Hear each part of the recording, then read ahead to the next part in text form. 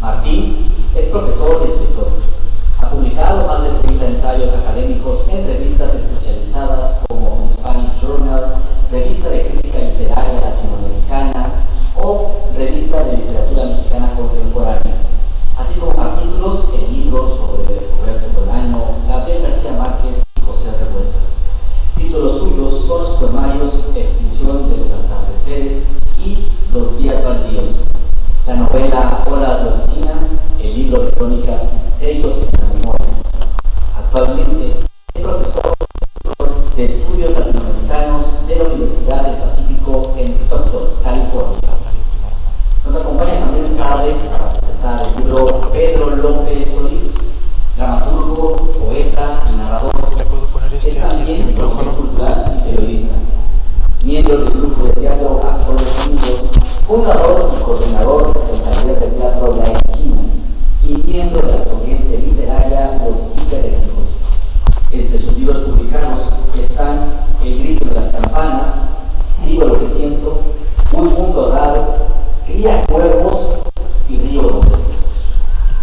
A continuación, cederé el uso de la voz al doctor en Derecho y en Educación, Manuel Rosales, para dar formal inicio. Vamos a recibir con un aplauso, por favor.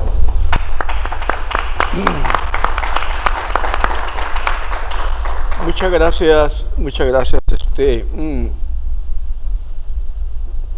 Voy a leer una breve.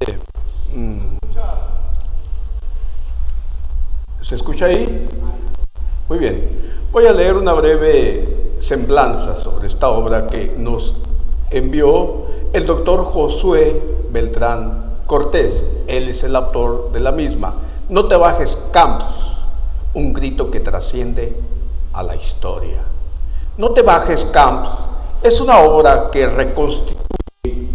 reconstruye la vida y legado de Federico Camps Trujillo, quien vivió entre 1911 a 1935. Mexicano, fue un joven minero, sindicalista y militante comunista asesinado a los 23 años a consecuencia de sus ideales de justicia social y derechos laborales. Su autor, Martín Camps, nos lleva a conocer y entender al personaje central, Federico Camps, en un texto que implica un relato híbrido que combina la narración biográfica, el ensayo histórico y el testimonio familiar, logrando rescatar una figura olvidada, pero necesaria de la historia obrera mexicana, vinculada a personajes de la talla de José Revueltas y Juan de la Cabada. El título surge del grito "No te bajes, Camps", que el mismo Revueltas lanzó durante una manifestación de 1930 en pleno Zócalo capitalino, en el momento justo que la policía intentó reprimir a Camps mientras hablaba desde una tribuna improvisada. Este gesto se convirtió en un símbolo de resistencia frente a la censura, la represión política y el silenciamiento del pensamiento crítico en México, especialmente el de las izquierdas.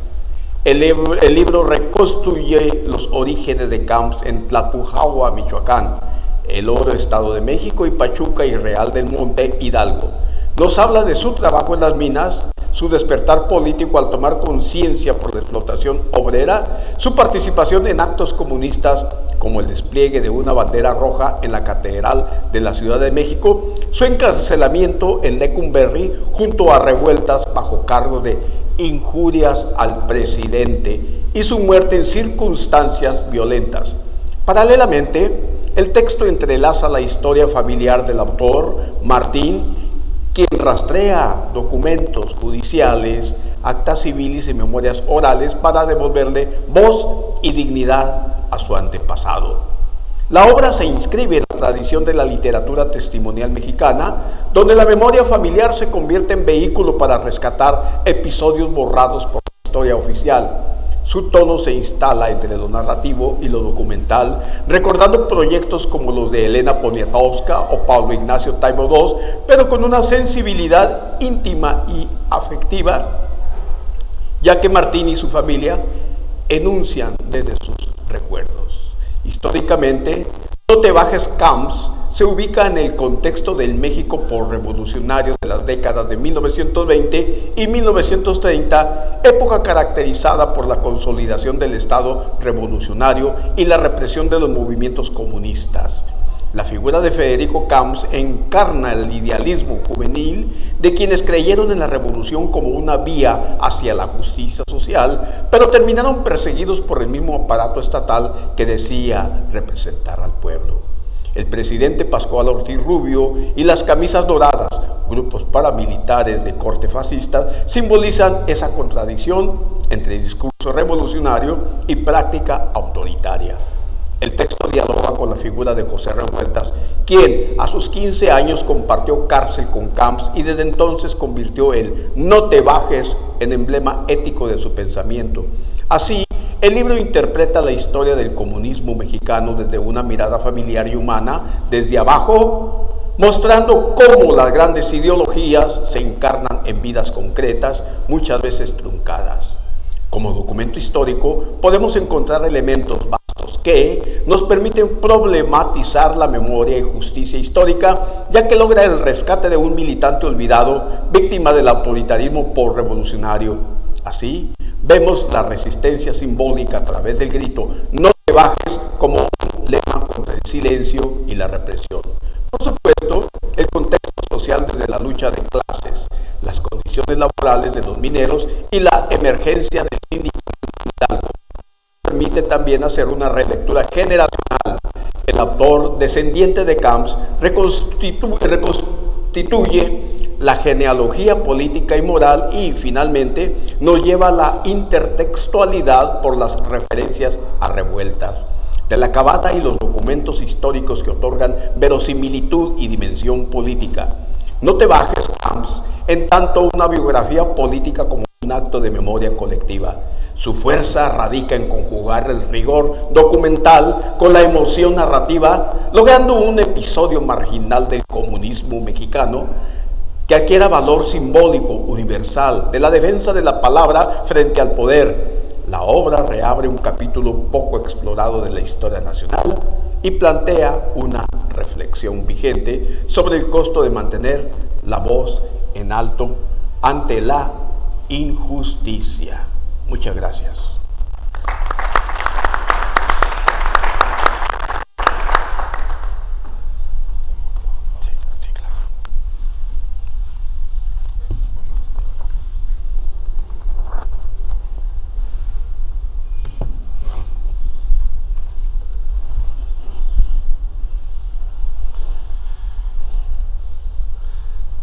Quiero suponer, de acuerdo al guión imaginario que sigo yo, interesante el texto sin lugar a dudas. Y qué curioso, para mí el devenir histórico tiene mucho significado. Por ejemplo, hoy las compañeras que están aquí, aunque con derecho ganado, porque no establece la Constitución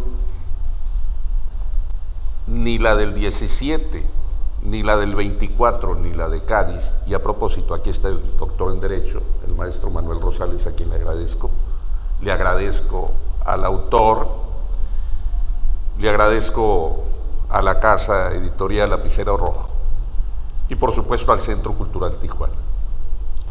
Les decía, en ninguna parte de la Constitución se establece o se estableció el hecho de que las mujeres no votaran. Ortiz Rubio, siendo presidente y bajo un decreto, estableció que las mujeres tenían derecho al voto. Años después, 3 años después, tuvimos a las primeras diputadas federales, incluido a raíz de una elección en Baja California. Y no solamente por eso es un dato histórico. Hoy yo mencionaba en un espacio de noticias que me toca atender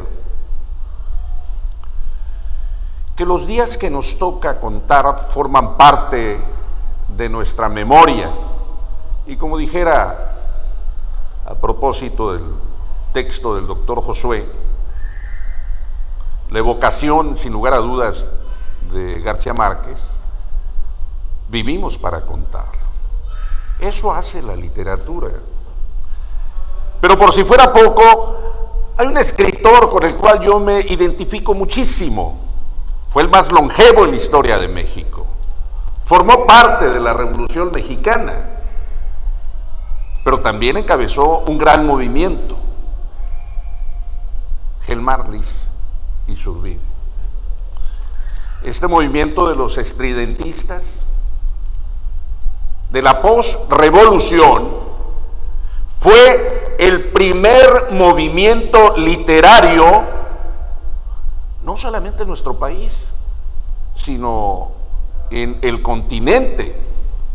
Es decir, los rompimientos de corrientes literarias no es privativo de la literatura contemporánea. La Revolución Mexicana ha hecho grandes aportaciones. Tampoco es fortuito de que hoy nos encontremos aquí, porque el autor parte, y por cierto, sentado a mi derecha, de lo que es el costumbrismo. Y en sus lecturas un tanto obligadas, vamos a ver cómo las reponemos, amor con amor se paga, dijo un expresidente. Eso nos va a llevar a vínculos sumamente interesantes.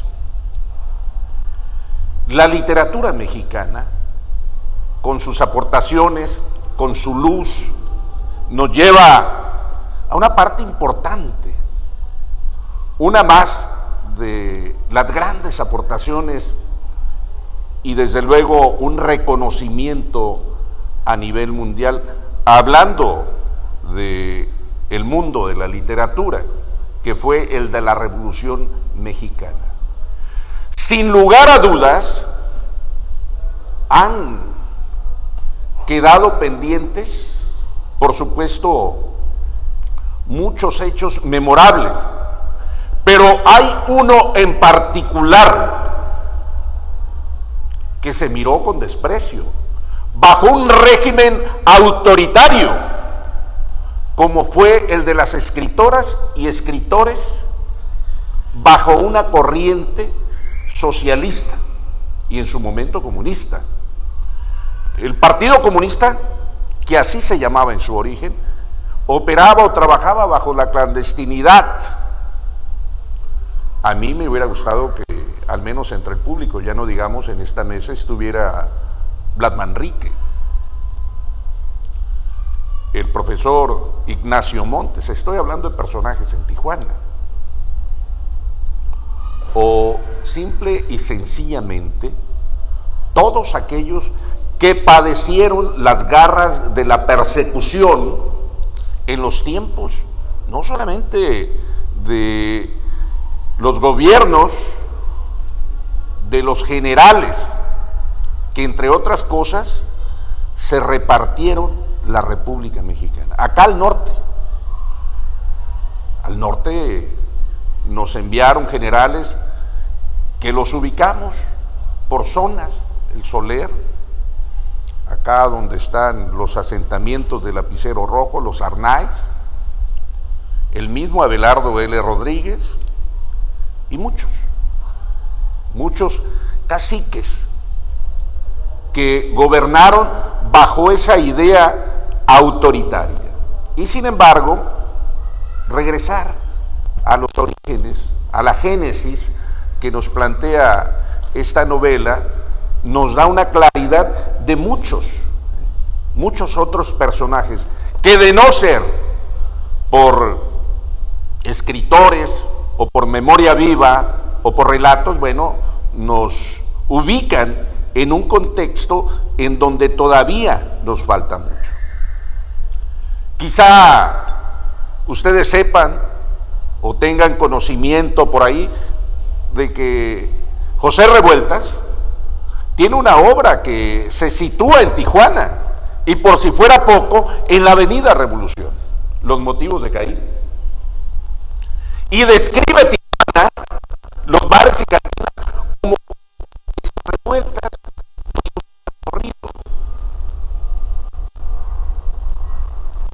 Pero no es revueltas.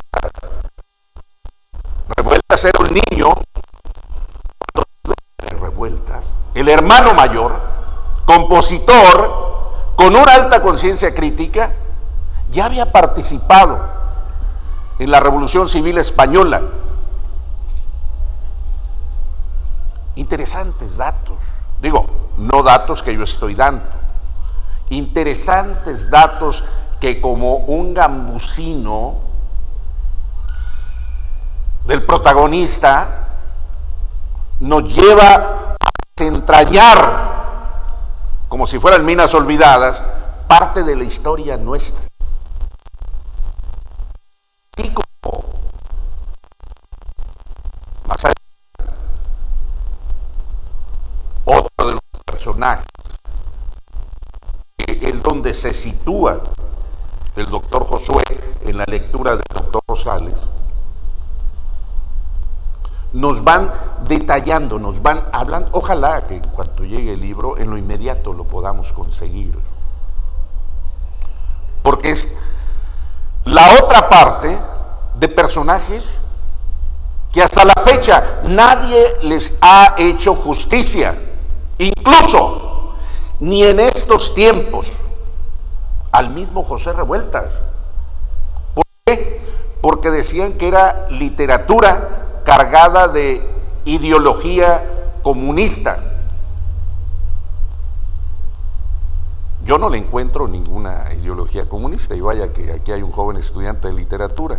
A mí me apasiona, el luto humano me desgarra la voz, la garganta. Es un verdadero drama el luto humano. Situada, a diferencia de los motivos de Caín, en las Islas María. El próximo mes yo viajaré a Nayarit y tengo intención de visitar las Islas María, donde se escribió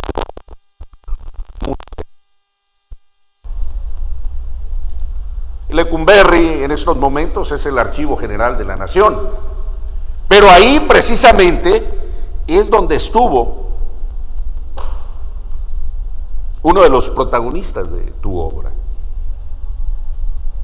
Para entender de que la obra de Revueltas fue escrita en su paso por la cárcel, que fue más la vida que vivió en la cárcel que la que vivió fuera, nos está hablando entonces, sin adentrarnos a esta obra que hoy comentamos, a alguien que fue compañero cercano y directo de Revueltas. Pero no solamente el gobierno mexicano persiguió al comunismo, sino que además los que emigraron a los Estados Unidos fueron perseguidos por el imperio. ¡Qué suerte! ¡Qué suerte para nosotros! A 3,000 kilómetros de distancia de la Ciudad de México. ¡Qué suerte para nosotros! En el buen sentido de la palabra, porque los refugiados españoles, los exiliados españoles, que llegaron en el gobierno cardenista, algunos hicieron la gran travesía y llegaron a Tijuana. Se insertaron en la educación,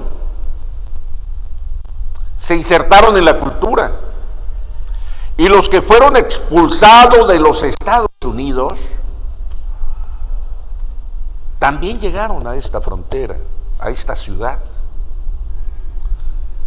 La colonia de las más populares después de la Libertad y por encima de la colonia Independencia, las más antiguas, En popularidad, la colonia que le sigue se llama Francisco Villa. Sobre el fundador de la colonia Francisco Villa, se realizó una película. Sabemos de la película porque la actuó Oscar Chávez, pero la película está basada en quien fundó esta colonia, que fue expulsado de aquel lado de la frontera, acusado de comunista, Pedro J. González.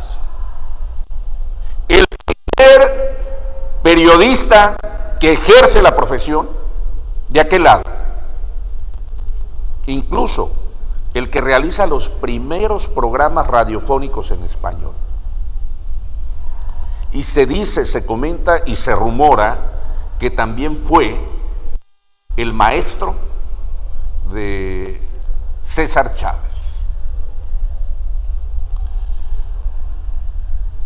Yo platiqué con el maestro Escanchola sobre este libro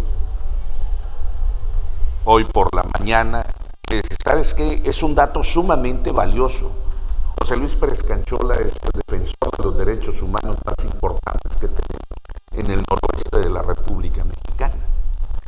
Pero los defensores de migración, los defensores de los derechos humanos, los defensores a la vida, a la lucha, a las libertades, están íntimamente ligados con la lucha social.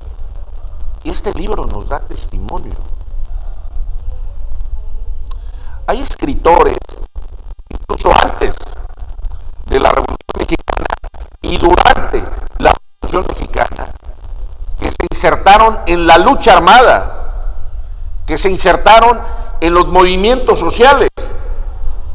A mí no me queda la menor duda que en esos tiempos, sí, radical el protagonista, sumamente, extremadamente radical, porque conoció a Demetrio Vallejo y se involucró de seguro en el movimiento de los ferrocarrileros, porque estuvo en las huelgas que se realizaron en aquellos tiempos, porque formaba parte de movimientos auténticamente genuinos, ligados a las demandas sociales. En pocas palabras, hay una deuda histórica por el anterior régimen y el actual régimen.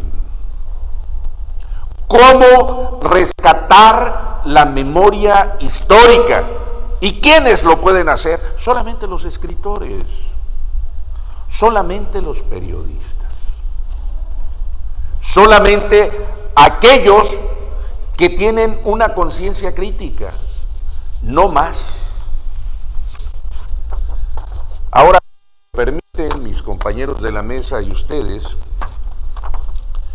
una parte de lo que sería la introducción de esta novela, y lo demás se los dejo a su imaginación. Yo le he puesto memoria porque me emociona, me gusta, con lo cual yo me identifico, quizá porque sean los escritores los más sensibles, los fotógrafos, los músicos, los que están en la escena, y todos ellos les ha dado o les da por la causa tendiente hacia una izquierda o en busca de la democracia. Memoria histórica, porque es lo que yo veo en este trabajo. Memoria histórica es a lo que se le llama cuando uno quiere preservar los hechos de alguien, ya sean estos para bien o para mal, aunque esto último no viene al caso, ya que lo importante es contar ciertos sucesos desde la perspectiva de quien lo escribe. Mi amigo el autor pues ya escucharon el currículo. No tenía la fortuna de tener un acercamiento, pero sabe perfectamente lo que dice y hace. Desde la cita de Roque Dalton, bueno, pues ya nos está dando idea de su trabajo, de su obra. Y luego le sigue con uno de los grandes autores. Y ya nos pone en perspectiva y en alerta sobre esta novela que hoy nos ocupa. Martin Camps, en este sentido, va trazando con su finura, en una línea de tiempo muy marcado, todo aquello que él quiere que sepamos nosotros, los simples mortales, es decir, los ávidos lectores en busca de nuevos horizontes literarios, por la razón de que él está consciente que hay quienes ya no leemos por leer. En mi tiempo, no sé el tiempo de los demás, yo ya no leo cualquier otra cosa. No es porque, sino porque. Y si tomo el libro, si es que me lo regalaron o me equivoqué al comprarlo, si en las primeras líneas no me atrapa como la poesía, porque la literatura es como un gavilán o como un águila. Si el gavilán suelta la presa, no es gavilán. En este caso, para mí el libro es lo mismo, en cualquiera de sus géneros. En este libro es precisamente eso, una nueva peripecia a través de muchas historias contadas bajo una misma idea y una misma pluma, ya que en cada capítulo nos conduce por caminos en donde hay reencuentros de recuerdos que dejan entrever por momentos que es el propio escritor quien se aventura en su propia búsqueda. Hay una línea consanguínea. Quizá a nuestro amigo le hubiera gustado, o a su padre o a su abuelo, les hubiera gustado haber escrito su propia novela, aunque biográfica, porque cada cabeza es un mundo, y en el mundo de nosotros hay muchas historias que contar, desde la fotografía, ¿qué no pudiéramos decir? Desde el cine, desde lo que vivimos, desde lo que hacemos. ¿Para qué? Para dejar a la descendencia y que digan, mira, esto hice o no hice. A lo mejor los que escriben, como el doctor Rosales,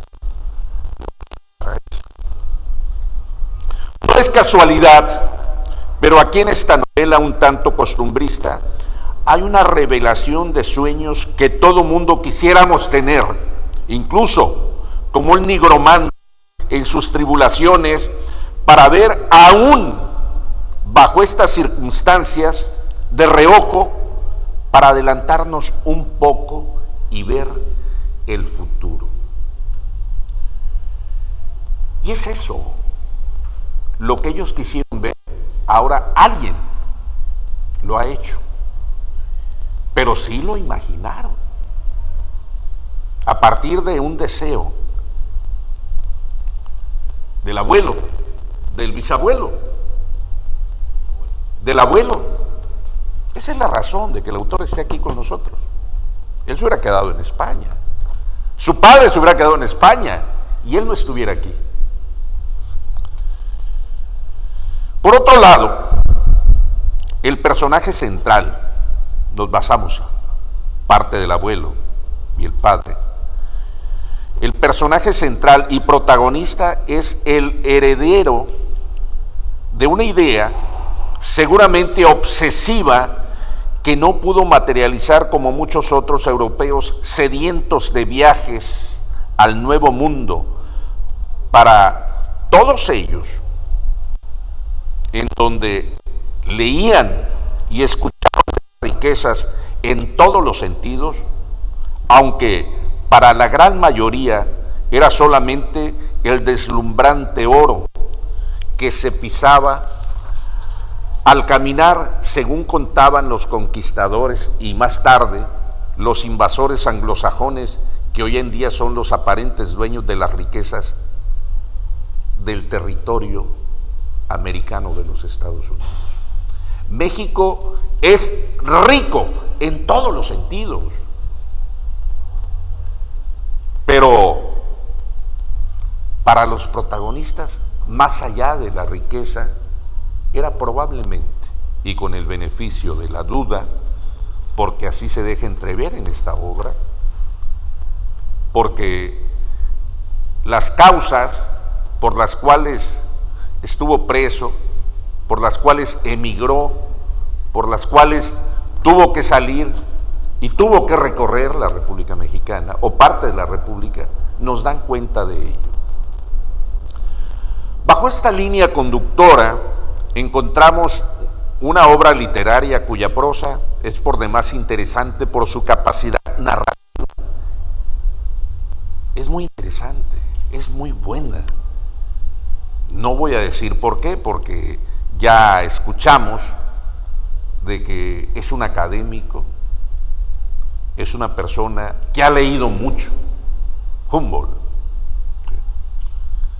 o es alguien que sigue buscando entre la memoria de los restos de sus antepasados más historias para seguir narrando esta y muchas otras historias. A mí me gustaría leer más de su trabajo, pero ya nos hemos detenido en esta. Habrá oportunidad de seguir hablando. Es una prosa, decíamos, sumamente interesante por su capacidad narrativa, en donde nos va llevando con la imaginación por todos aquellos lugares que recorrió o que recorrieron los protagonistas de No te bajes, Camp. ¿Por qué razón no te bajes? No te bajes de la lucha. Es como decir, no te rajes, no te dobles, no recules.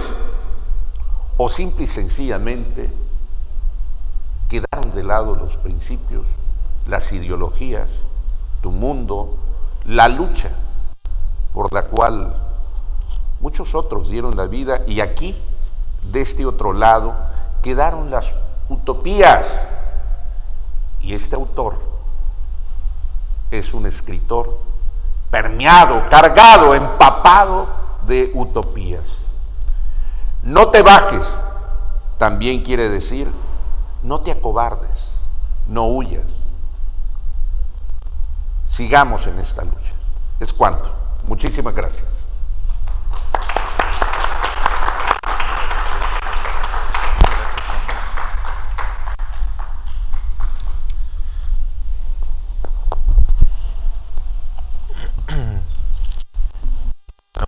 Muchas gracias al doctor Pedro López Solís, al doctor Rosales, al doctor Josué Beltrán también por sus comentarios. También gracias a Eric, al Centro Cultural Tijuana por tenerme aquí, y a ustedes por estar aquí en una noche de viernes, de béisbol, etcétera, que estén aquí. Es un gusto poder conversar con ustedes sobre esta novela. Tengo un PowerPoint, pensaba yo mostrarles a ustedes. Sobre todo, esta novela empezó primero como una investigación. En el 2000, antes del 2022, yo no sabía absolutamente nada de este abuelo. No tenía ni idea. Únicamente sabía que había fallecido, etcétera. Entonces era completamente ajeno a mi historia. Entonces creo que también mi padre no tenía mucha información, además de eso tampoco. No podía hacer esta investigación. Entonces, en este momento yo sabía más sobre José Revueltas, que había escrito un ensayo sobre el trabajo que refiere el profesor López Solís, que es el libro de Los motivos de Caín. Y entonces había escrito y leído mucho sobre Revueltas, y entonces yo decía, yo sé más sobre José Revueltas que sobre mi propio abuelo. Entonces dije, bueno, diablos, yo soy un investigador, acababa de hacer una investigación sobre José Juan Tablada, que estuvo en Japón, etcétera. Hice una investigación en archivos exhaustivas sobre ese viaje, que se tenía duda, etcétera. Entonces yo lo resolví en cierta forma el entuerto.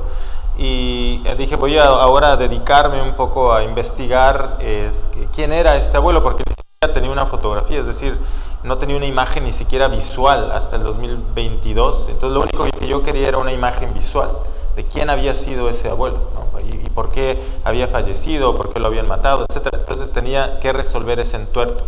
Entonces, utilizando un poco mis herramientas como investigador, empecé a recorrer archivos, empecé a leer ensayos, empecé a buscar información. Era también esto durante la pandemia, y era imposible ir a las bibliotecas, por ejemplo, al Archivo Judicial del Estado de Hidalgo, o a buscar dónde estaban estos archivos de minería, etcétera. Entonces tenía que hacer todo por correo electrónico, y apenas en el año pasado, con mi hermano, que él es un videógrafo, el Fernando, él está haciendo un documental visual sobre la historia de este abuelo. Y entonces fuimos finalmente, por primera vez yo fui a Pachuca, Hidalgo, y a ver cómo eran las minas, nos metimos en una mina, etcétera. Entonces por primera vez vimos cómo era ese mundo que a través de mis antepasados habían vivido en las minas, ¿no? Entonces para mí habían muerto, casi la mayoría murieron de silicosis, que se llama el mal de piedra, que se llama por respirar la sílice, que es este material que se va introduciendo en los pulmones y que no se puede arreglar. Carlos Montemayor, el escritor de Chihuahua, tiene una novela que se llama así, Mal de Piedra, ¿no? Por cierto, al final de la novela, que no porque yo la haya escrito, pero creo que es bueno leerla para también conocer un poco sobre otros textos que se han escrito, sobre todo en la parte final de la novela, donde hablo sobre, por ejemplo, el tungsteno de la única novela que escribió César Vallejo, el poeta peruano. Entonces allí menciono algunas obras. Está una novela de Yuri Herrera. De hecho, durante esta investigación yo le agradezco al hermano de Yuri Herrera, que también me recibió en Pachuca, Hidalgo, y me dio algunos datos también. Fuimos de hecho a la casa de donde vivió Federico Camps Trujillo, etcétera. De hecho, mi hermano, que fue periodista gráfico, fue y tocó la puerta, nos metimos, la familia no estaba allí, luego se fue el señor que estaba allí y nos dijo, quédense ahí. Entonces estábamos viendo la casa por dentro. Entonces fue muy interesante y emotivo también ver la casa donde habían vivido un antepasado que yo no tenía ni idea de que existía o quién había sido. Bueno, entonces les voy a mostrar algunas de las imágenes, y luego quisiera también escuchar algunas de sus opiniones. Bueno, esto es un poco digamos, elementos visuales para ver. Este es el título, como ya lo han descrito aquí los presentadores. Viene de esa frase. Yo era un poco renuente, de hecho, que se llamara así, ¿no?, de Bajes Camps, porque tiene mi apellido allí, y no quería yo que se viera un poco como como un comercial a sí mismo, ¿no? Pero bueno, pero es una frase que tenía que quedar allí porque había sido la frase que había dicho José Revueltas, que esa es una fotografía que encontré un poco en la edad que él tenía, cuando tuvo él el valor, ¿no? Llegó la policía, mi abuelo estaba sobre un bote de basura, animando, hablando con la gente, ¿no? Acababan de poner una bandera roja en la catedral, entonces lo que fue una gran afrenta, y entonces los encarcelaron. Entonces José Revueltas tenía ese grito, le vale a José Revueltas la primera visita a la cárcel, cuando él tenía apenas 16 años, ¿no? Entonces eso fue otros reportes de prensa que fui encontrando también haciendo investigación en la Biblioteca Nacional, de los reportes de prensa del periódico del Nacional sobre los sediciosos, ¿no? Que hablaba allí de los sediciosos que habían puesto afrentas, etcétera, y que habían sido encarcelados, que habían sido enviados a Lecumberri. De hecho, también tuve oportunidad de conseguir el archivo de Excel de todos los presos que habían estado en Lecumberri. Solo habían quitado algunos, creo que Juan Gabriel, etcétera, que habían estado allí, entonces no aparecían allí, pero habían varias personas. Reporte de la bandera roja que pusieron en la catedral, ¿no? Se habían subido a la catedral y desde allí habían bajado una enorme bandera roja, ¿no? Que era como una afrenta también. Entonces en la novela obviamente es ficción, entonces estoy pensando cómo hubiera sido visto eso allí por las personas que pasaban, etcétera. Entonces estaba tratando de imaginar esa parte. En esta parte es de cuando José Revuelta está en las Islas Marías a los 18 años, lo cual, como nos describió aquí, ¿no? Escribe la novela los muros de agua porque está rodeado por esa isla, ¿no? Y imaginen ustedes a los 18, yo pensaba cuando escribía yo también la novela, ¿qué estaba yo haciendo a los 18 años? ¿No? Y él a los 18 años ya estaba en las Islas Marías, estaba batiéndose por ideales, como me dijo una muy buena bibliotecaria del Archivo Judicial de Hidalgo, me dijo, es que ellos se atrevían a pensar en otro país, o a imaginar cómo podría ser de manera distinta el país. Entonces me impactó mucho, ¿no? Alguien que tiene el valor o el deseo de imaginar otro tipo de país. Entonces eso se me hizo interesante. Este es el amparo de Federico Camps y los socios, de José Revueltas y Manuel Rodríguez, y que se cita también como parte de la historia de la libertad de prensa en México. Uno de los jueces de la Suprema Corte de Justicia, que se llamaba Machorro, el apellido, él era uno de los constitucionalistas que escribieron la Constitución, y él defiende este derecho, hace toda una disquisición que yo recomiendo leer porque es muy interesante cómo hace esta argumentación sobre por qué nuestro derecho a decir lo que queremos decir, ¿no? Eso es muy importante, y yo creo que una de los corolarios de la novela es que nuestra voz o nuestro derecho a tener voz está hecho de una serie de silencios silenciados, ¿no? Es decir, nuestra capacidad de poder decir lo que queremos decir, ¿no? Nuestro derecho a hablar, ¿no? Este es el acta de nacimiento. Hice toda una investigación genealógica, pero también de tratar de entender cómo era esa época, ¿no? Por ejemplo, en esa época, si no registrabas a tus hijos en el día en que habían nacido, tenías que pagar una multa. Entonces tenía que pagar una multa de 1 o 2 pesos según los días que habían pasado para registrarlos. Entonces tenían que pagar siempre multas porque había que ir a otro sitio para pagar esa multa. Este es el ejemplo de algunos de los ensayos que leí para tener una fundamentación del contexto en el que estaba viviendo en la novela, y también un poco para entender, ¿no? cómo había sido ese momento histórico. Entonces la novela no es únicamente una disquisición narrativa, sino también es un ejercicio por entender la historia de México, ¿no? Y hay muchas cosas que yo fui entendiendo sobre la propia historia de México que no sabía, por ejemplo, las camisas doradas, todo este tipo de asociaciones que existían. Bueno, más ensayos que empecé a encontrar allí. Mi acercamiento fue obviamente académico, y luego en la siguiente... ok, entonces estos son parte de hay algunos libros. Hay uno que se llama Los 1937, donde por si parece mío, que se llamaba Luis Fonseca, pero eso del parte de mi abuela, entonces ahorita lo menciono después. Bueno, esta es la audiencia. Entonces la audiencia frente a conciliación y arbitraje que apareció en el Nacional, esto me lo encontré en el Nacional, en el periódico Nacional, que obviamente él ya no asistió a esa audiencia porque ya era 1936, ya había muerto, ¿no? Entonces él nace en 1911 y muere a los 23 años en 1935, y en la novela menciona que posiblemente no sabía ni siquiera que su esposa estaba embarazada. Entonces esta era luego, bueno, este es el periódico, el desplegado de prensa que tenía también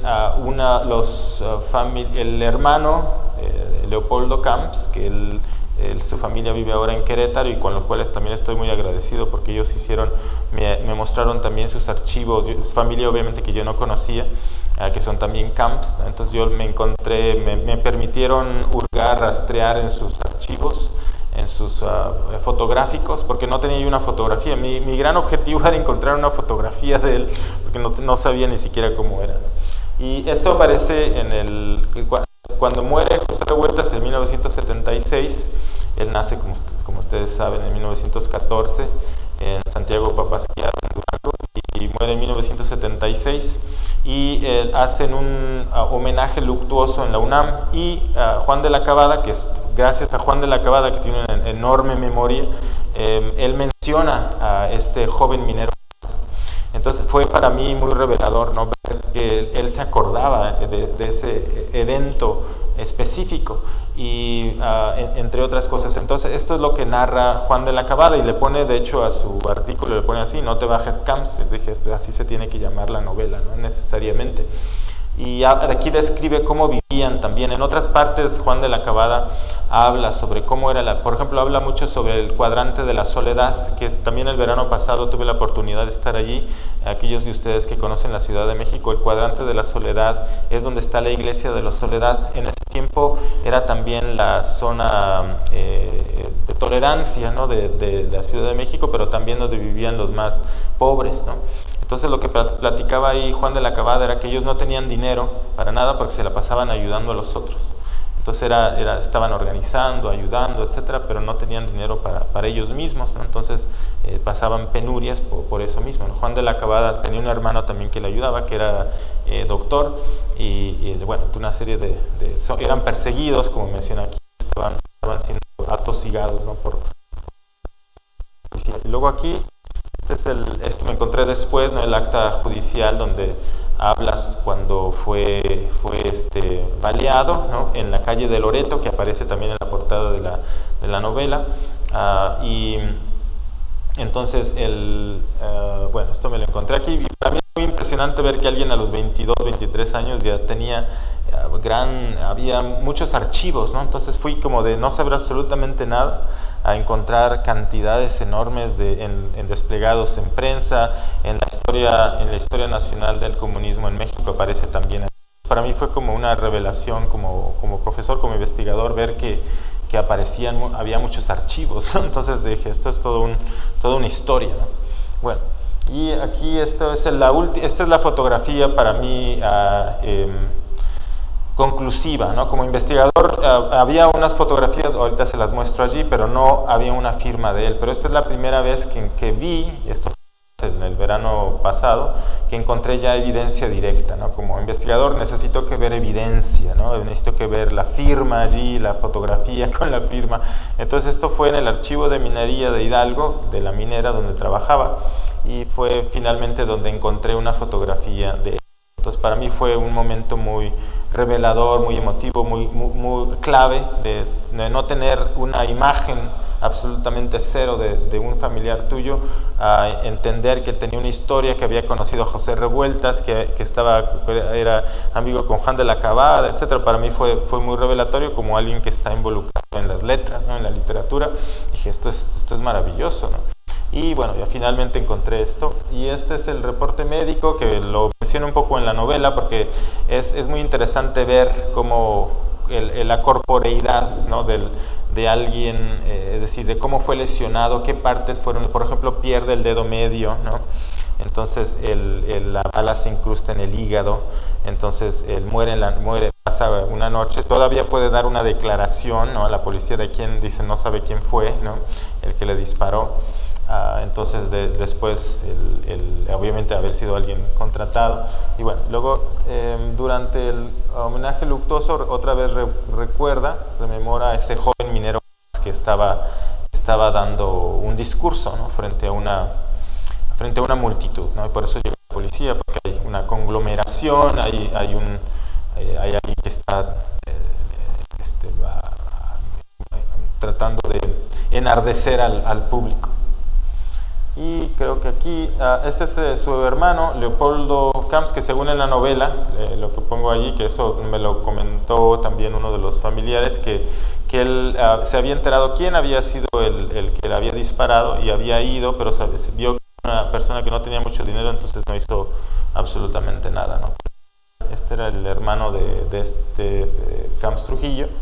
Leopoldo Camps. Y esta es la única fotografía que yo tenía y durante mucho tiempo fue, yo no la conocía, pero la encontró la media hermana de mi papá, porque obviamente después de que muere el Camps Trujillo, mi abuela se casa y únicamente conserva estas dos imágenes, y durante mucho tiempo yo pensaba que eran la misma persona, pero sospechaba yo porque decía ahí recuerdo de Camps. Yo dije, nadie le dice a su madre recuerdo con tu apellido, ¿no? Recuerdo Camps, no sé, tienes que decir recuerdo de tu hijo, ¿no?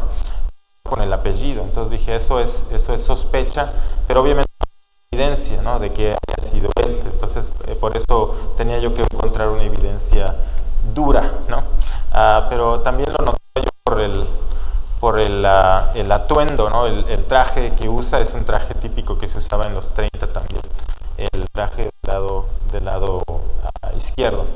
Entonces dije, eso también no es de la época, es más o menos. Entonces total que hice toda una investigación detectivesca, ¿no? Para ver cómo había sido. Y bueno, esta era mi abuela, Juana, se apellidaba Juana Camps, y este es mi padre, que ya también falleció. Y se apellidaba Fonseca. Entonces en la siguiente imagen, Luis Fonseca fue del lado de mi... este es un periódico que conservaba mi tía, que Luis Fonseca era uno de los miembros de los 6, son 7 les llaman los mártires de Guanajuato, que fueron asesinados en 1937 por una de las compañías mineras extranjeras que habían tratado de acallar este movimiento sindicalista y habían organizado una fiesta para los obreros, y cuando los sindicalistas iban en un taxi fueron detenidos y después fueron baleados para tratar de apagar esa rebelión, ¿no? Entonces eso fue ahora se conservan unos bustos de ellos allí en el pueblo de El Cubo, ¿no? en Guanajuato. Entonces esa es un poco la otra historia, pero de esa parte no tengo mucha información y no creo escribir otra novela, apenas ahora no, sobre eso, porque ya hay un libro, no es una novela, pero bueno, el libro de Yuri Herrera habla sobre el Cubo, pero un incendio que hubo en la minería del Cubo, y que fueron básicamente como trataron de encubrir ese incendio y no los habían rescatado. Entonces eso lo habla Yuri Herrera, que también parte de su familia también eran mineros, como muchos personas que vivían en Pachuca Hidalgo en esa época, para mí fue también muy interesante ver y conocer sobre Pachuca, que es una ciudad que estaba recibiendo muchos inmigrantes de muchos lugares porque estaban tratando de explotar también los recursos minerales que habían en esa época. Entonces llegaban de muchos sitios, entre ellos los Cornish. Los Cornish eran ingleses. De hecho tienen todavía en Hidalgo hay un cementerio Cornish de ingleses. Y se dice que también hay como una especie de pastes, les llaman, pero es como una especie de empanada que tiene como una oreja extra para tomarla. Entonces los mineros las comían porque como tenían los dedos llenos de hollín o de polvo, las tomaban desde allí y se las comían y no tenían que comerse esa parte donde ellos la habían agarrado. Entonces eran parte de los inventos que hicieron los Cornish, que estuvieron allí, que eran también grandes mineros de Cornwall en Inglaterra. Entonces que habían llegado ahí, tenían toda una comunidad, ¿no? en Hidalgo. Pero les invito a que lean la novela. Desafortunadamente no tenemos ejemplares aquí, pero no llegaron, pero llegarán, y espero que ustedes tengan la oportunidad de leer en algún momento y conocer un poco sobre la historia, como mencionaron los dos presentadores, ¿no? Las historias que quedan ocultas, ¿no? Como decía Isaac, ¿no? Las novelas son la historia privada de las naciones, ¿no? Y a veces conocer estas historias privadas o estas historias familiares no es únicamente, es para tratar de sacar un poco la historia de México a nivel personal, o la historia privada de México, ¿no? de lo que formamos como país, ¿no? Pues quisiera abrir, no sé si alguno de ustedes tenga algún comentario para mí o para los presentadores, que estaría feliz yo de escucharlos.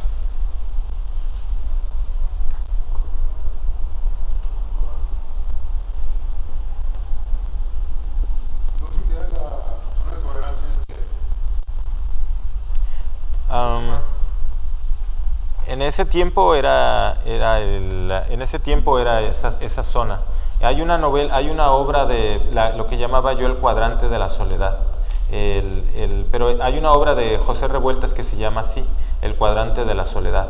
Y aparece ahí un personaje chino, por ejemplo. Entonces habla un poco de cómo era la composición en esos barrios, ¿no? Los cafés de chino, estaban las damas de la noche, estaba toda una serie era un ambiente, ¿no?, que había allí. Está cerca de Tepito, en el centro de México, cerca de Tepito, sí.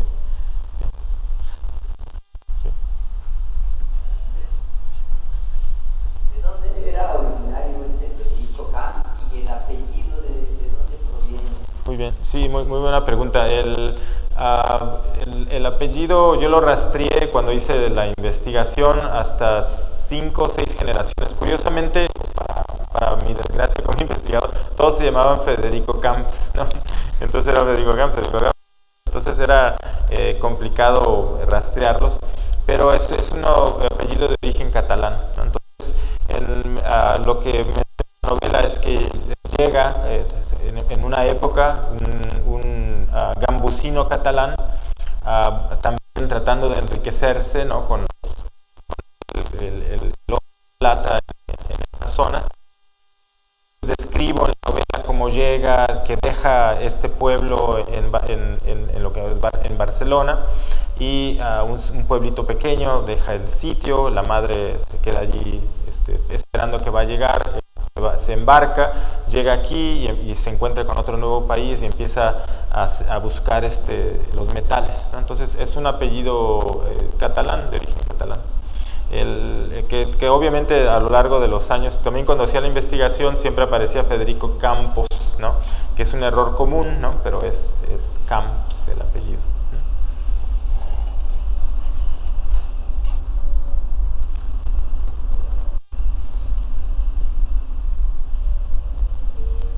Bueno, yo quisiera preguntar sobre todo sobre el proceso literario por el que atravesó la obra, al momento de pasar de una crónica, una investigación histórica, para transformarla en una novela. ¿Cómo logra pasar de un género a otro? ¿Y qué pérdida pudo haber sufrido o qué cambios sufrió la historia para llegar a una totalidad, una novela literaria de todo este evento? Sí, pues es muy buena pregunta. Yo creo que toda novela tiene una intención de comunicar algo. Entonces yo veía, primero hice la investigación y esa investigación palpitaba para decir algo más. No podía quedarse allí. Entonces yo sentía que estaba latiendo una novela allí y que necesitaba que expresarse cómo era la vida de los mineros, por ejemplo, también de la posmemoria, ¿no?, que es un término teórico que habla de cómo la memoria de nuestros abuelos en cierto sentido se nos hereda casi genéticamente, binariamente hacia nosotros, ¿no? En nosotros vive nuestro abuelo, sus deseos, en cierto sentido también en nosotros, ¿no? Entonces, el ejercicio literario es un deseo de tratar de coordinar esas ideas o esos pensamientos e imaginar cómo había sido la vida de él allí, ¿no? Entonces, cómo había sido la relación con su mujer, ¿no? Por ejemplo, hay una parte donde estoy hablando de que él se levanta en la mañana, que así empieza la novela, ¿no? Entonces no requiere prender la luz porque como minero está acostumbrado a la oscuridad, ¿no? Entonces se pone la ropa en la oscuridad, está muy adaptado a esa oscuridad. Y, por ejemplo, los fines de semana se pone en la azotea a recibir el sol porque siempre están viviendo en las sombras, ¿no? Y luego la experiencia de ver, ¿no?, que su padre muere de silicosis joven y luego su madre también muere de tuberculosis, etc. Entonces también relatar la vida de los peligros de las labores, ¿no? Por ejemplo, aquí en Tijuana tenemos a todas las los trabajadores de maquiladora que sufren atrofia muscular, etcétera. Entonces el trabajo la operación se convierte también en nuestra propia condena, ¿no? Morimos de aquello que hacemos repetidamente. De hecho, también estar sentado tanto tiempo no es muy bueno, ¿no? Como literato, ¿no? Entonces es leyendo. Entonces es parte, digamos, de cómo yo creo que el proceso fue así. El proceso fue básicamente tratar de recrear esa historia, cómo hubieran sido estas conversaciones, cómo fue el grito de José Revueltas, cómo se conocieron con José Revueltas, por qué decidieron meterse en la catedral. Eran un poco como también iconoclastas, ¿no? Hay una sección ahí de mucha iconoclastia. Entonces pueden ustedes ver eso allí en la obra, pero es precisamente, yo creo que a la hora de escribirlo es sentarse a escribir y ver también por dónde se van conjugando estos personajes. Y yo soy también, no únicamente, me gusta mucho escribir poesía, tengo más libros de poesía publicados que novelas, pero ya había escrito una novela que se llamaba Horas de Oficina, y tengo ahora escrita otra novela que es sobre un poeta, y entonces tengo cierto interés también. Tengo un libro de cuentos que ahora está por aparecer en Ciudad Juárez. Entonces me interesa también la capacidad que tiene la narrativa de añadir ciertas cosas que no se pueden decir en la poesía, ¿no? Yo creo que yo no creo que hay que estar únicamente en un solo género. Me gusta explorar por otros géneros y tratar porque al final de cuentas es todo literatura, ¿no? Y en algunas cosas nos salen mejor que otras, pero creo que en cierto momento hay que hacerlo, ¿no? Hay que sentarse a escribirlo y hay que hacerlo. Eso es inanegable, ¿no? Entonces tiene uno que, ese trabajo de sentarse a escribirla, eso es otra cosa, ¿no? Sí, buenas tardes. Dos preguntas rápidas. La primera, ¿cuánto tiempo duró el proceso de investigación histórica? ¿Y qué ciudades o estados hubo que recorrer para recabar toda esta información? Y la otra, en la corta vida de Federico Camps, más o menos ¿cuántos años convivió con José Revueltas? Muy buena pregunta. Yo creo que en cuanto a la investigación, mucha de la investigación empezó durante la pandemia, de 2021, cuando ya estaba terminando, empecé a hacer esta investigación. Y en el 2022 fue cuando ya hice este hallazgo, ¿no? Descubrí todo lo que estaba sucediendo. Y luego escribir la novela me tomó como un año, y luego corrección, porque lo que hago por lo general con todo lo que escribo lo dejo descansar mucho tiempo. No tengo prurito de publicarlo inmediatamente, lo dejo descansar, que repose, que se marine un poco en silencio, y luego rescatarlo, reescribir, ver qué hay allí, si hay algo interesante. Y yo agradezco mucho que el Lapicero Rojo quiso publicarla, entonces me interesó mucho eso. Y en cuanto a los estados a los que fui, únicamente a Pachuca, estuve en la Ciudad de México también. Lo que hacía como académico, tenía otras investigaciones que estaba haciendo en ese momento, investigaciones sobre cine y literatura. Entonces dedicaba un porcentaje también para escudriñar un poco si había información sobre la minería o sobre los mineros, etcétera, y a leer también sobre los mineros y tratar de descubrir cosas, porque tengo interés también en hacer un texto después académico sobre la minería. Entonces que hay mucho, ¿no? que se puede hacer, que se tiene que escribir. Obviamente desde mi formación es literaria, ¿no? Entonces es la minería, pero desde la literatura, ¿no? Textos que se han escrito sobre la minería, y también entender un poco sobre los minerales en México, etcétera. Ese es parte de otro proyecto que tengo. Y en cuanto a cuánto tiempo fueron amigos, se conocieron, esto es especulación, pero a partir de lo que mencioné de la Cabada, es decir, tenían 16 años, mi abuelo en ese tiempo tenía 19 años. Entonces estuvieron, no sé, obviamente esto es especulación, porque no tengo, como investigador, no tengo la evidencia, no puedo, como decía Wittgenstein, ¿no? De lo que no puede uno ver, no puede uno hablar, ¿no? Entonces, para mí yo creo que yo supongo que por lo que menciona Juan de la Cabada, que es la única evidencia que tengo de sus comentarios, de sus memorias, cuando tenían 16 años, 19 años y él muere a los 23, es decir, estuvieron yo creo desde esa época, tal vez un poco antes, porque para estar allí mismo en la reunión, etcétera, que él supiera su apellido, etcétera, entonces ya había como cierta afinidad, que estaban también conjeturando, ¿no? Poner la bandera. Había un periódico en ese tiempo muy famoso que se llamaba El Machete, ¿no? También, que seguramente estaban también distribuyendo panfletos, etcétera, estaban haciendo una serie de labores, ¿no? También de escritura. El hecho también de que la fotografía lo escribe él atrás, que también fue para mí una evidencia, lo escribe con una máquina de escribir, es decir, tenía acceso a una máquina de escribir, tenía acceso a la escritura, no era con pluma, ¿no? Sino lo puso en una máquina de escribir, es decir, tenía acceso en ese tiempo, 1930, a una máquina de escribir, es decir, estaba inmerso en ese mundo de la escritura, ¿no? Entonces yo creo que en ese tiempo también José Revueltas a los 16 años pues era un genio, ¿no? Estaba en conversaciones, etcétera, tenía una serie de lecturas, no era cualquier joven de 16 años jugando Roblox, ¿no? Era un joven fuera de serie, ¿no? Y no únicamente con lecturas, etcétera, sino con convicciones muy fuertes, ¿no? Y para conocerlo hay que conocerlo en la mejor amistad, que es la lectura, ¿no? Ahí está la potencialidad de este gran mexicano, ¿no? Que fue José Revueltas, ¿no? De la misma edad de Octavio Paz, ¿no? Que Octavio Paz también fue comunista, y hasta Mario Vargas Llosa, ¿no? También eran en esa época, ¿no?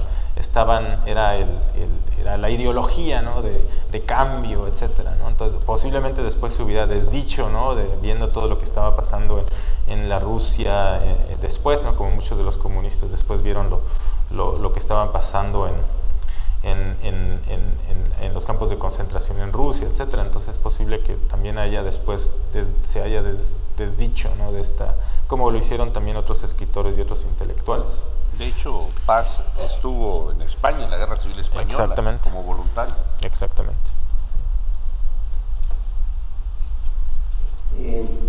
Como un dato, dentro de la familia Revueltas había una hermana que se llamaba Rosaura Revueltas. Actriz. Ella era una actriz y filmó una película muy interesante sobre las luchas mineras que se llamó La Sal de la Tierra.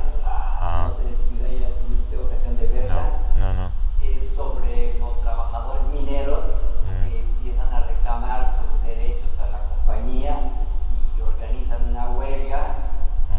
Los dueños de la compañía quieren deshacerla, destruirla, pero lo interesante ahí es que las mujeres son las que apoyan ahí a los trabajadores, y cuando los trabajadores estaban vetados de poder hacer huelgas, porque si los hacían a la cárcel, las que toman el relevo de seguir la lucha y seguir parando la mina fueron las mujeres.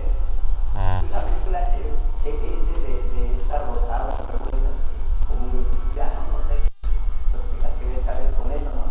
Y al mismo tiempo, ¿qué otra referencia tienes literarias o películas sobre la minería?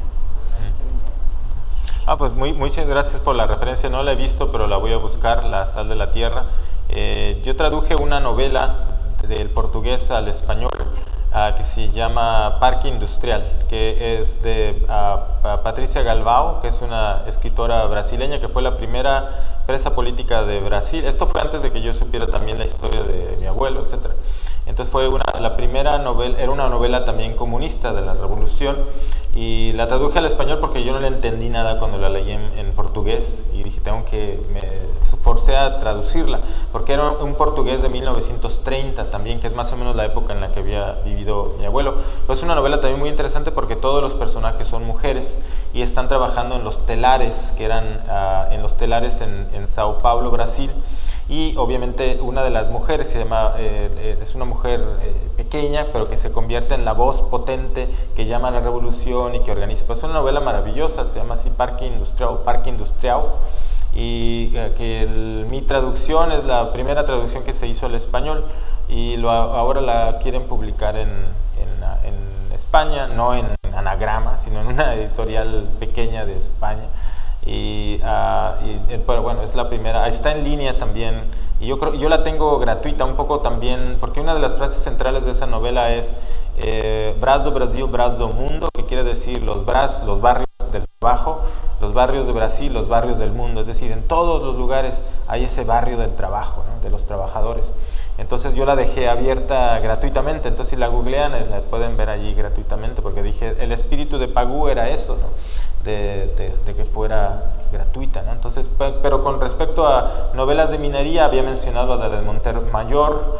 Sé que hay una de que no la he leído de una escritora mexicana, Verónica Gerber Bicheshi, creo, que tiene una novela también sobre mineros, que la estoy también rastreando para buscarla. Hay otra, las menciono en el libro, pero desafortunadamente no lo tengo aquí para buscarlo, pero hay otros, el de Yuri Herrera que había mencionado, y bueno, el que mencioné también de César Vallejo, pero no es un escritor mexicano, pero es parte también del interés que tengo en buscar, rastrear cuentos, películas que hablen sobre la minería, ¿no? y tratar de iluminar un poco cómo es ese universo también de los mineros, ¿no? que menciono ahí en la novela, ¿no? Que están como ya enterrados en vida, ¿no? y salen a la luz después de haber dejado su vida allí, ¿no? Entre las sombras, ¿no?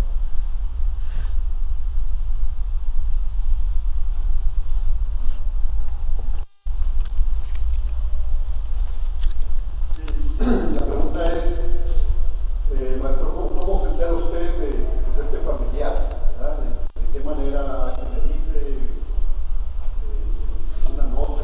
¿Cómo es la manera que se da cuenta de que tiene este familiar?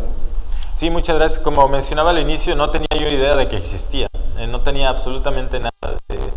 Pero lo que a mí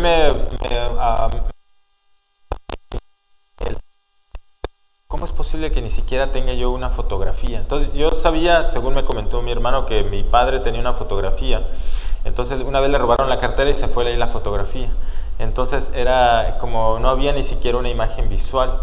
Entonces esa parte se me hacía muy... yo decía, pues yo puedo resolver esto. Si hago investigación de otros escritores, yo puedo encontrar esa información, ¿no? Entonces afortunadamente salió más de lo que yo imaginé. Yo únicamente buscaba una fotografía, pero encontrar lo de Revueltas, lo de Juan de la Cabada, etcétera, todo este universo se me hizo muy fascinante y me llamó mucho la atención, ¿no? de cómo él estaba aventándose a hacer esas cosas que para un joven de su edad, o al menos como yo era a esa edad, no tenía yo ese interés de cambio, ¿no? De irme a parar, etcétera, y sin contar las consecuencias, ¿no? Las consecuencias fueron que nosotros nos quedamos sin abuelo, ¿no? Esa fue es decir, tiene una...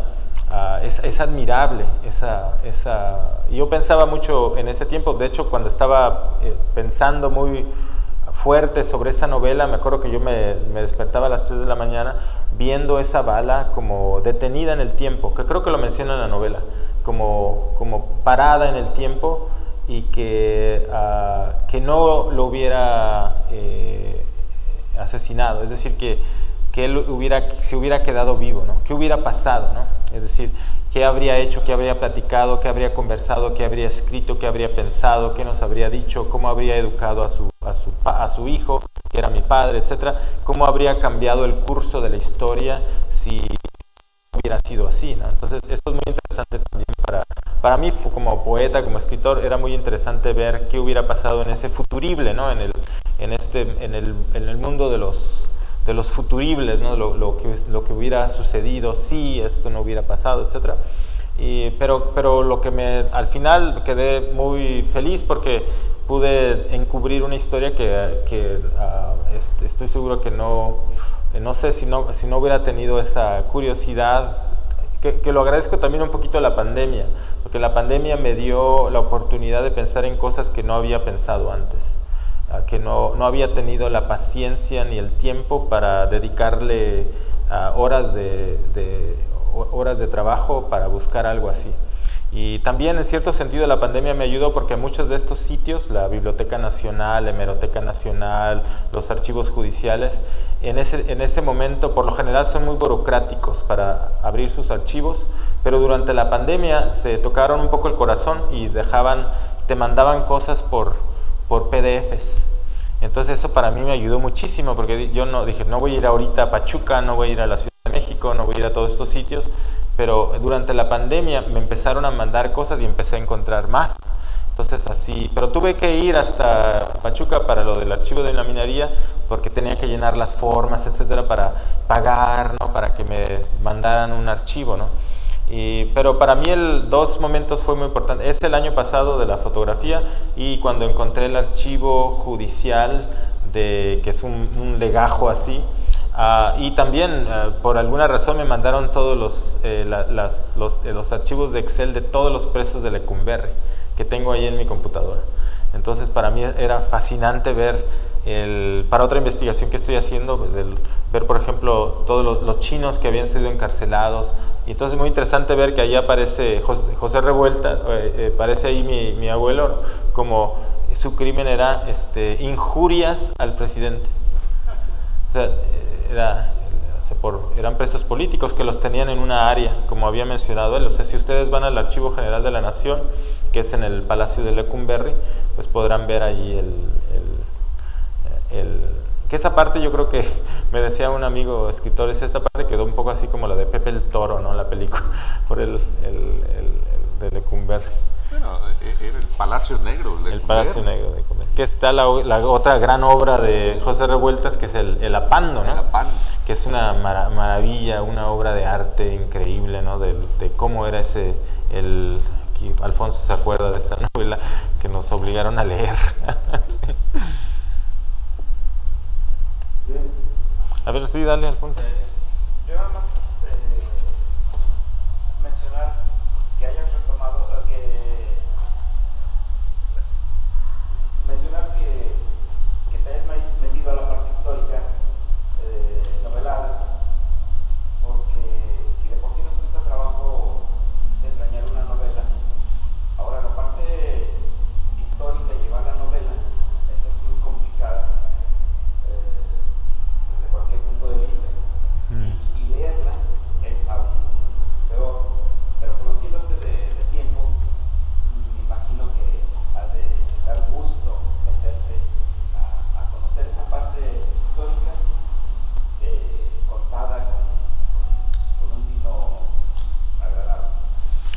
Sí, la verdad, yo disfruté porque fue como ponerle carne y hueso a alguien que no existe, ¿no? Alguien que ya no está, ¿no? Entonces tienes esa capacidad de dialogar con alguien que es ya un fantasma, ¿no? Entonces esa idea de lo fantasmático también, ¿no? El espectro, ¿no? Y el espectro te habla también, ¿no? Te está diciendo algo, esto era así. Entonces había como ciertos momentos en los que estaba escribiendo que eran un poco así como de trance, ¿no? De esto era así, etcétera. Entonces esto podría haber sido así. Digo, en cierta manera estoy fantasmagóricamente hablando con el familiar, ¿no? Y me está diciendo cómo eran las cosas en ese tiempo, etcétera. Entonces, como lo veía a través de cómo eran sus relaciones. Por ejemplo, un amigo escritor me decía que esta novela es tierna, dice, hay cierta ternura allí, ¿no? De los personajes, etcétera, ¿no? Entonces creo que al final de cuentas yo creo que sí, hay cierto como... yo diría, viéndola como académico, ¿no? ¿Qué diría yo también de mi propia novela? Diría que es un poco como el salto al vacío de alguien que decide hacer lo que tiene que hacer a reserva de lo que puede pasar, ¿no?